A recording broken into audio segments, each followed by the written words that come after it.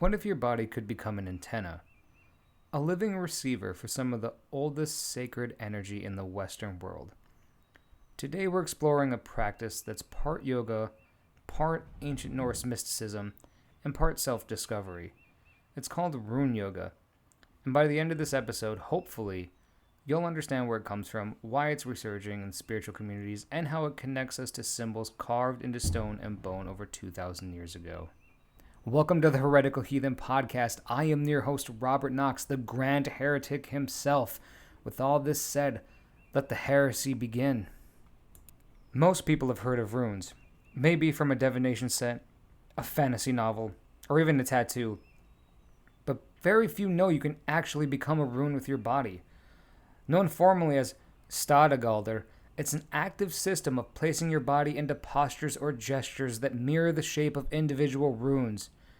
During a particular runic posture, the practitioner visualizes the rune with his or her inner eye, as its form is represented by the body and the energies are felt flowing through.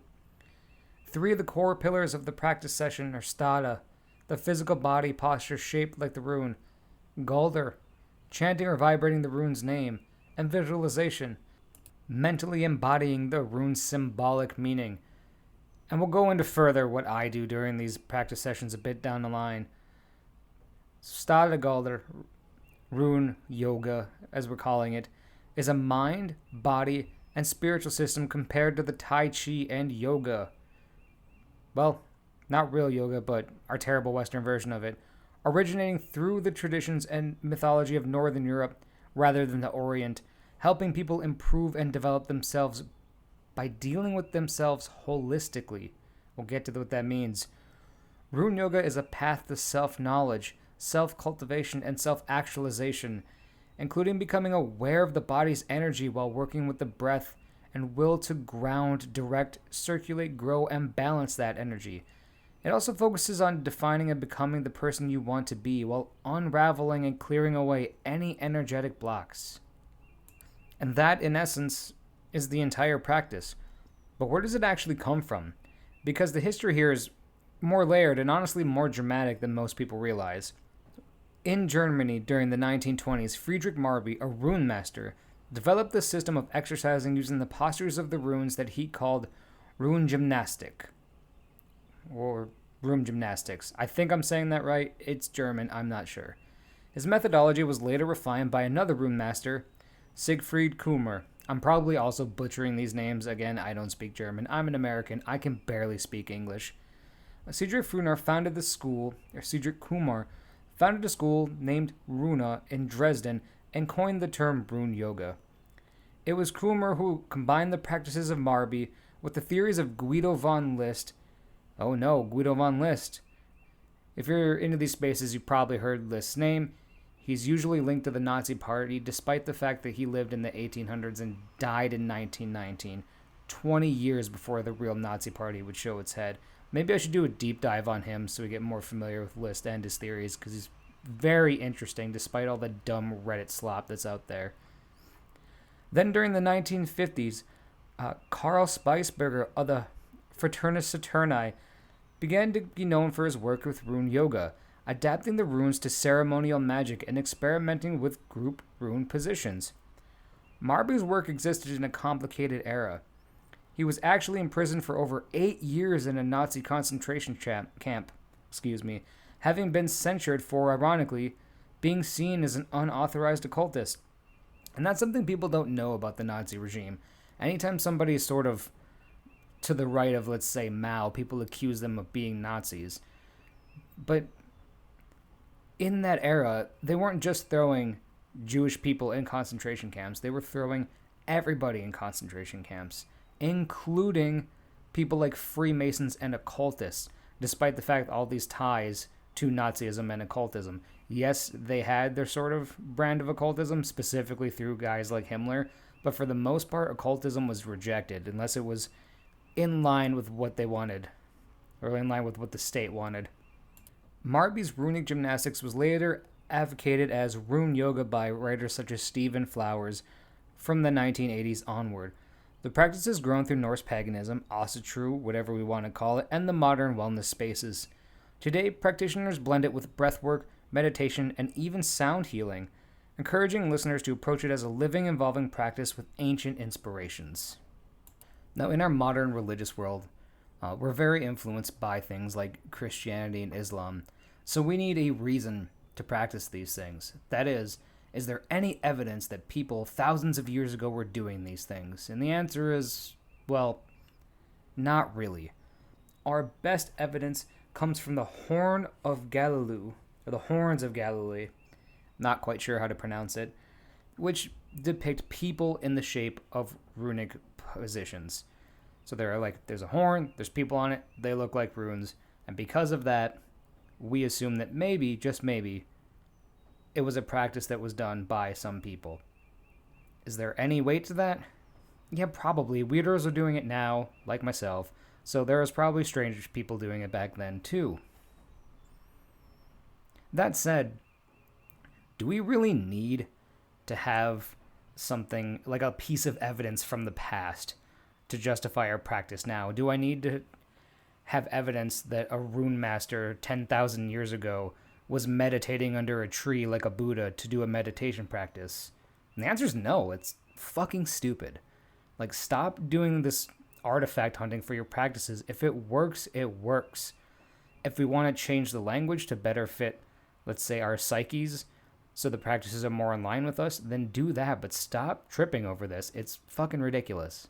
You're turning what could be a beautiful, authentic, living tradition into just a historical roleplay where you can pretend to be a Norse person or a fucking Saxon. Stop doing this. It's time we move beyond these things.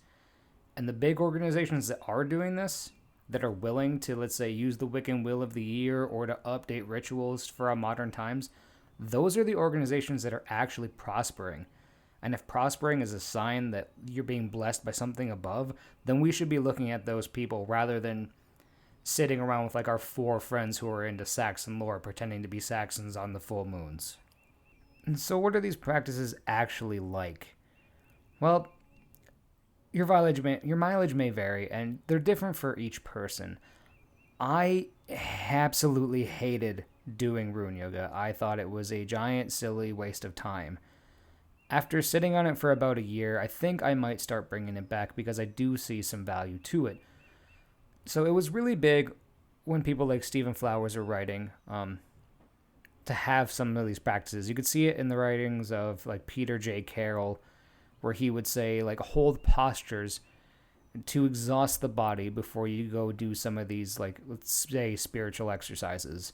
And even back in the Platonic days, I believe they would do gymnastics before they would go and discuss more intellectual and spiritual matters. So this sort of thing does have a long history to it. Now, in the 9 Doors of Midgard, you'll be introduced to it fairly early on, and by it I mean Rune Yoga. And they'll have you doing something like holding one specific posture. I think they start out with Isa, and you're going to hold that for like 10 minutes before you do other practices. Now, if you don't know, Isa is the ice rune. And so there's a sense that, like, you're holding the ice posture, calming the fire down right before you go into other meditative practices. And so there's a really interesting logic there. Personally, I work the night shift. I'm on my feet all night. I'm moving things around. I'm picking heavy things up. And I like to do my spiritual work after all that. So my body's been exhausted from being up all night and doing all this labor. And then I can sort of ease into spiritual practices. Downside is if you schedule your practice like this, you could fall asleep during some of it. And I tend to nod off and or click out for you meditation nerds out there. I click out a lot during meditation. Clicking out's a little bit different than falling asleep. When you fall asleep, you sort of feel what I like to call poetically like a serpent's bite. You feel that feeling engulf your body, and you can kind of feel yourself drifting off. Clicking out is like briefly dying. You will be conscious 1 second, and then you black out. If you ever had surgery and you've gotten the new stuff where they put it in your veins, it's a lot like that. You sort of just disappear and then reappear, and you only know you're gone when you reappear. If you've ever spent even like 5-10 minutes looking up the gateway tapes, then you've heard of clicking out. Everyone talks about it. It's a natural part of the process. So in the second or third door of the 9 Doors of Midgard, they switch postures, and they have you doing the Iwaz rune, So you'll be standing with your arms out in front of you and one of your feet kicked up, and that one's a little harder. I found myself going from one leg to the other because it's very hard to balance on one leg.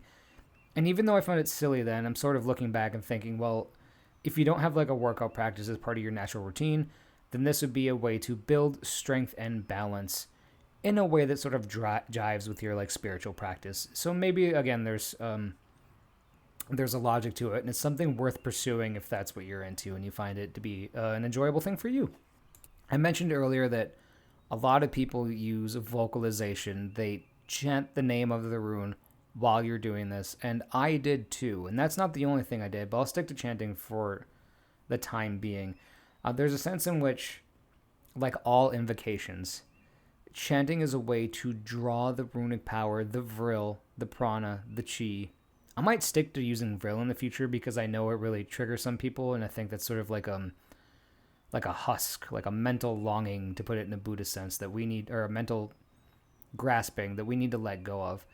So yeah, you use chanting to draw down the vril of the particular rune into the body.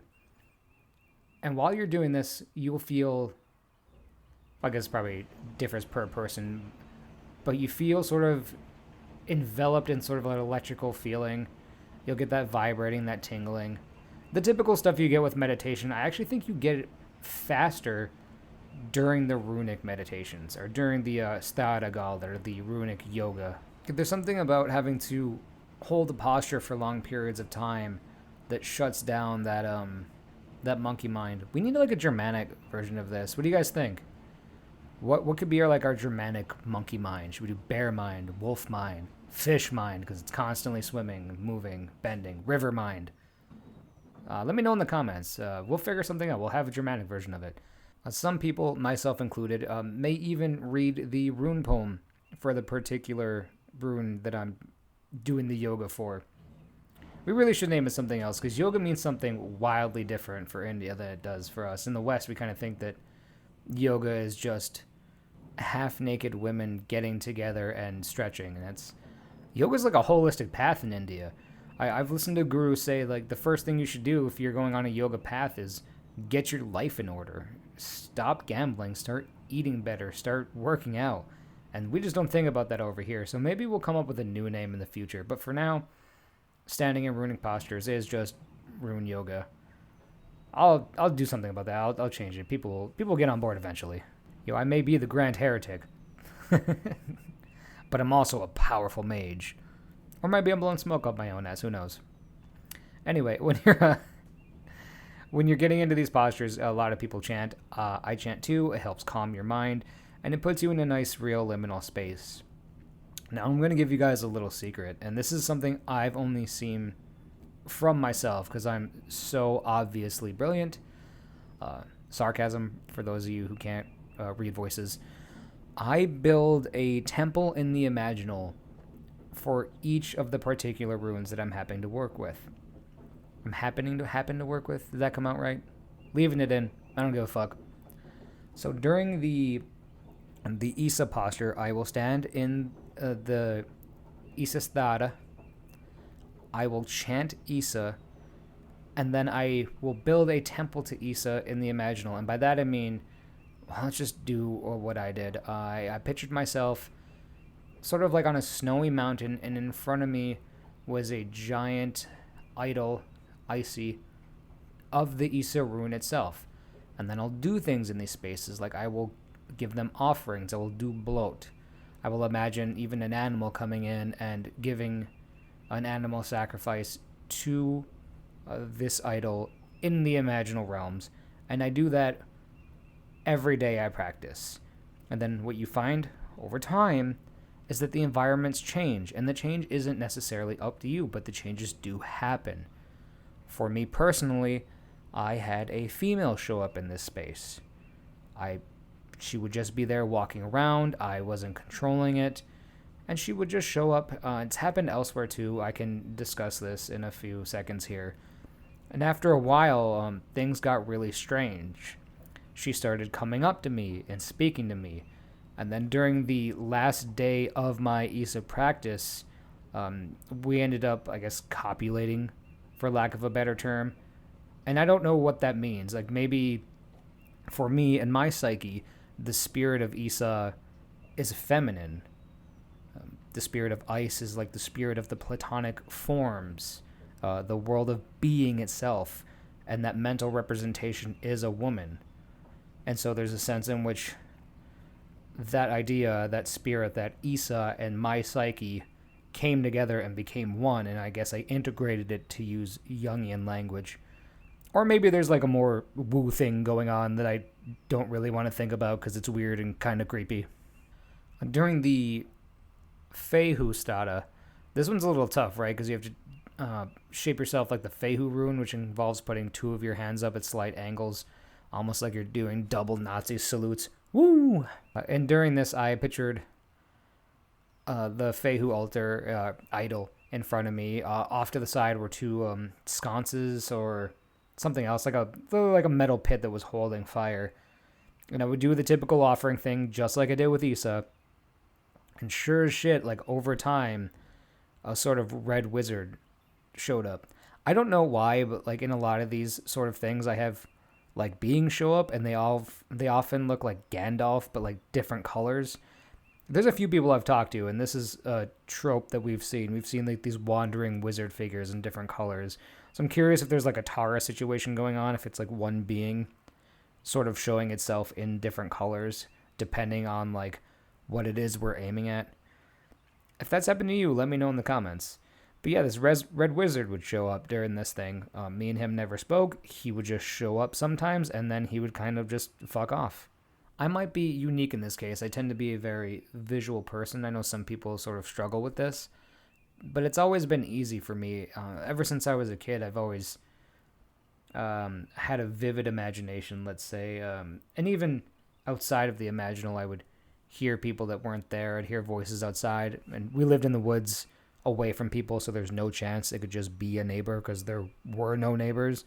And my mom had this too. She could hear stuff that wasn't there. She would see things. She grew up in like haunted locations. So maybe this sort of visualization thing won't work as well for everyone as it works for me.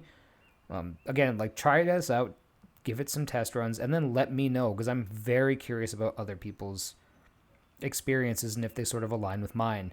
Like let's start treating it like a science, drawing some parallels, seeing if we can discern some patterns.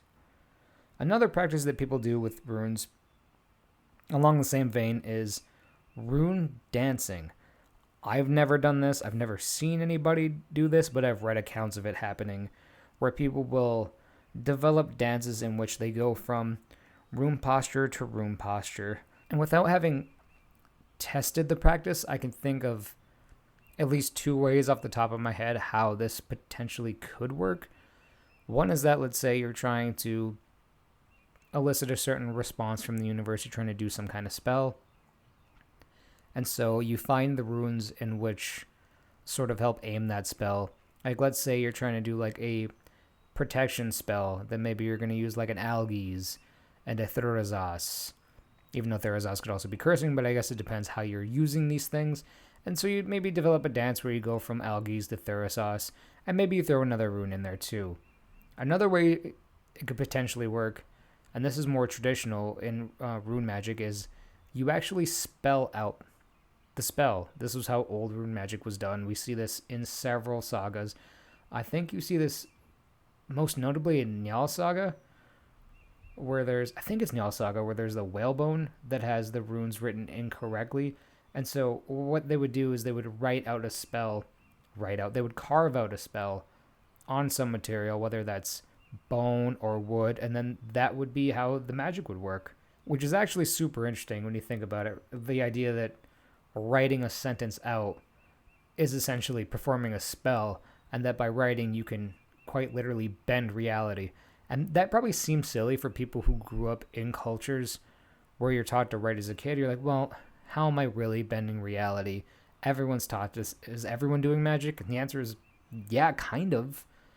Just the act alone of writing, you can put your thoughts down on a piece of paper and you can play with them, move them around. You can develop new thoughts. And so you're becoming smarter and bending your own internal reality. And then you think of things like advertisement, in which case like a sentence alone with a picture a right sentence with the right picture can change the perceptions in the mind of people and get them to do things and act in ways they wouldn't have normally done. And so there is a sense then that even in our modern world, things like writing are magical. They do literally bend reality. So if one was going to do this with, let's say, rune yoga, you would write out the spell. Now, this might seem like a problem, right? Because most Futharks, the runic writing systems, aren't in English, but there are English variants. For those of you interested, check out Iric Westcoat's The American Futhark. The American Futhark. Sorry, Eric, if you're actually listening to this. Probably not, but I'm still going to apologize anyway. The guy has a PhD in Icelandic studies and I think something else. He can read runes. He's been to Iceland. He's been involved in this community for a very long time. The guy, though a bit weird in interviews, and I'm sure he knows this, he's a fucking genius. The guy is absolutely brilliant. I love his work and I love talking to him. He's also a poet. Check out his poetry. The Scalded Eagle. The Skaldic Eagle. He has a American Futhark system where people who speak American English can write in runes. So we can take our old system of writing, which comes from the psyche of our people, and we can bring that into our modern day with our modern language. Again, absolutely fucking brilliant. So you could come up with a spell, probably going to want to make it short for this purpose, and then you could spell out the spell in your runic dance, going from rune to rune until the spell is done. And of course, you could throw on music and get yourself in sort of a trance space and maybe add a little more of a little magical zest to the whole thing. And at the very least, you can think of this as a way just to calm down. You know, we live in a world that moves incredibly fast. We scroll, we rush, and we consume ad infinitum. And rune yoga is just a way to calm down, to get into the flow of things. And what strikes me most isn't even about the postures or even the chanting, though there's something undeniably powerful about letting a sound vibrate through your entire being. What strikes me the most is the idea that your body is sacred enough to embody these symbols. That you, standing in your living room of your apartment, or out in a field, or barefoot in your backyard, can become a living link to something that has existed for nearly 2,000 years. Or longer. I mean, I don't really know. I'm an idiot. The same symbols etched into a golden brachiae in Denmark in 400 AD, worn as protection, as prayer, or as some powerful enchantment, are the same symbols we can move through our entire body, our arms, our spine, and we can breathe life into right now, today, in this body, in this lifetime. And there's something about that that is fucking beautiful. And who cares about the history? Who cares if, like, the philosophy of Guido von List later influenced, like, a few people in the Nazi party? That shit is for, like, losers and nerds. Like, who fucking cares? What matters is the practice. Does it work? Is it valid? Do you feel like you're connecting with the divine? If so, then fuck what the people on Reddit have to say. It's time that we move beyond this. They can't control people's minds forever. The runes themselves, they predate all that. They don't belong to a single political movement. They belong to Earth, to the cosmos, to the people who first looked at the shape of a river and angle of a branch and felt something divine in the geometry of the natural world. When you practice rune yoga with intentionality and integrity, when you come to it as a seeker, as someone committed to healing and to growing, you are reclaiming something beautiful. You are doing the work of separating the sacred from the distorted, and that work matters. If somebody on a forum somewhere has something to say, just know that they're a miserable human being whose lives are going nowhere, which is why they spend all day on those forums. Or, conspiracy brain, they're potentially somebody like Ghislaine Maxwell or Jeffrey Epstein or part of their team, and they're there to design and control how you think and how you move in the real world. Again, that's a little conspiracy theory. We're going to throw that aside. So here's what I want to leave you with today. You don't need to have it all figured out to begin with. You don't need a perfect altar or a complete set of rune stones or a teacher standing in front of you. You need curiosity. You just need your body, something you already have, and you need willingness. Or better yet, you need discipline. Start with just one rune, just one, maybe Fehu, the rune of abundance, right? Arms raised like a diagonal, like antlers reaching for the sky. Maybe Isa, the rune of stillness and inner clarity. Maybe stand straight as a pillar of ice. Maybe Tiwaz. Look, it doesn't matter. Pick one that calls to you. Look up its meaning, stand in its shape, breathe into it, say its name out loud, not quietly in your head. Out loud, it's important. You need to feel the vibrations. Make it vibrate in your throat and in your chest, and notice what happens. And not only notice what happens during it, that's important. Notice what happens during it from sort of an insider perspective and write it down, but notice what happens around you, how people might treat you differently on days that you practice. Because that noticing, that's the real practice. And that's the beginning of everything. If today's episode resonated with you, and I really hope it did, I'm sort of settling into this and letting sort of those academic chains fall off. I'm trying to be a little more of myself, cussing and all. Again, if that bothers you, maybe I'm not the right guy for you. But again, if this episode resonated for you, I'd love for you to share it. Share it with a friend who's been curious about like real Norse spirituality, not just people who are LARPing as Saxons for fun. Now, share it with someone who's been looking for a somatic practice that goes deeper than the physical. Maybe share it with anyone who's ever been felt and called towards the ancient and symbolic. That stuff's important. You'll find them out there. And if you have thoughts, questions, or your own experiences with Rune Yoga, reach out. I genuinely want to hear from you. This is a conversation. It's not a lecture. Obviously, I would make a terrible professor.